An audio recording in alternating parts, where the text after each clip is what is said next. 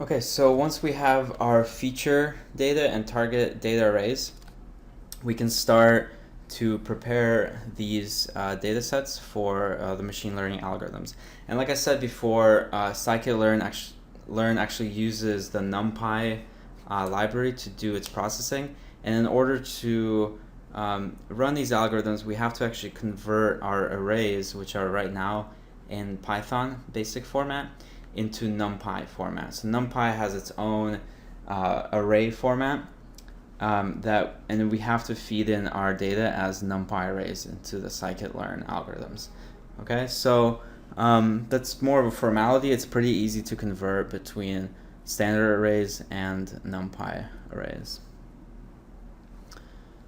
Okay, so the first thing I'll do is, and at this point we'll start prepping our exact arrays for learning, and it's helpful here to use the standard kind of notation for these things. So I discussed in lecture for feature data, it's typical to use big X to represent the matrix of features for the data. So here we'll say big X, and we'll use the NumPy as array function.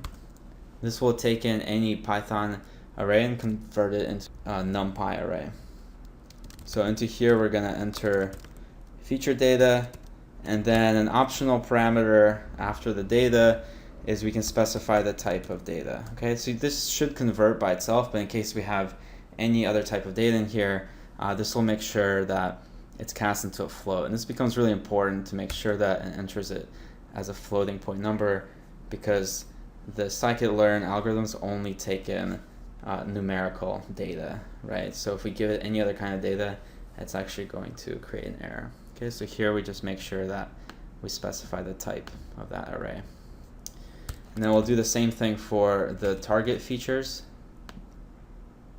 And we'll do the same thing for the target data. You see here we'll use the convention of little y to represent the array of target values. We're going to do the same thing, NumPy as array. Oops. Made a typo here. NumPy as array, and we're going to feed in our target data, and then again specify that it's type float. Okay, the next thing we'll do is break down our data into our training set and the validation set.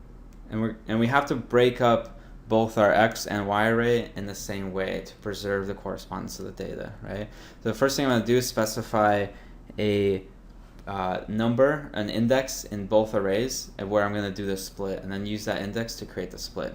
Okay, this is a really easy way to create your subsets. Once you're sure that all the data has been randomized, you can just split the data in a arbitrary location. Okay, so what I want to do basically is create a training set, which is 70% of the data, and a validation set, which is 30% of the data.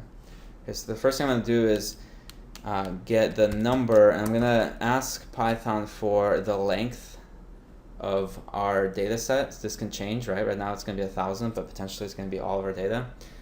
So I'm going to say, give me the length of our target data array. This is going to give me the length of our data. And then I'm going to multiply that by 0.7. So this will give me 70% of that number. I'm going to cast that into an integer. Okay, so let's just run this to make sure everything is working as it should, and I'll show you why this number becomes useful. Okay, so I'm going to hit run. So it's ran, and I'll just print out a number. This number is 700, as we expect, right? Because we have 1,000 features, and 70% of 1,000 is 700. We're now actually going to literally take this as a split index to divide up our data sets. So once we have that number, I can create now two versions of each data set. So I'm going to say big X training, so train for a training set. I'm going to say take X and just give me the first 700 results, right? So it's the same syntax, colon, and then this number will tell us where 70% of the data ends. And then similarly for X val, for validation set, I'm going to take X and get all the numbers starting at 700 until the end. Okay.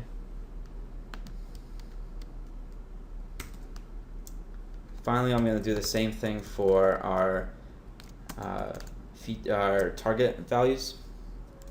So y training will be y from the start to the number, split number, and y validation will be from the y set starting at the split number until the end.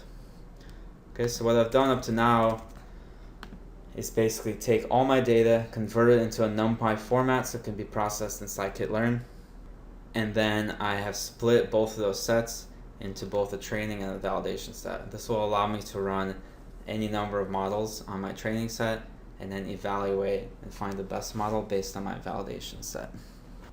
Okay, so at this point we're ready to go with our training. And the first thing we're going to do is actually scale the feature data so that it has a mean of 0 and a variance of 1. And this is a standard part of the pre-processing library of scikit-learn. You don't have to worry too much about this. It just happens that a lot of the algorithms, to make the most accurate or efficient results, it helps if the training data is actually scaled so it has a variance of 1 and a mean of 0. And then scikit-learn actually takes care of this automatically for you. You just have to go through the process, and I'll show you how to do that. So the first thing we do is create a scalar parameter. This becomes a standard parameter in the library.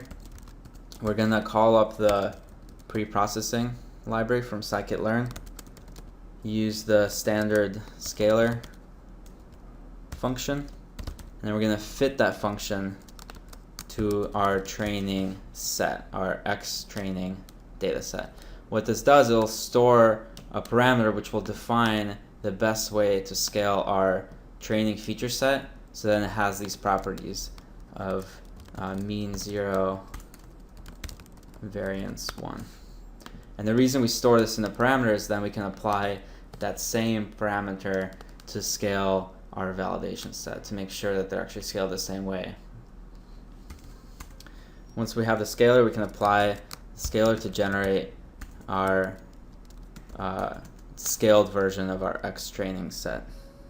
Okay, so X scaled will be, we call up the scalar and we apply its transform function and we feed in our X training set. Okay, just so we don't get confused, we can actually keep this training in the name. And this is just the same training set but scaled to have these statistical properties. Okay, and what we're actually going to do is train our model using this scaled training set.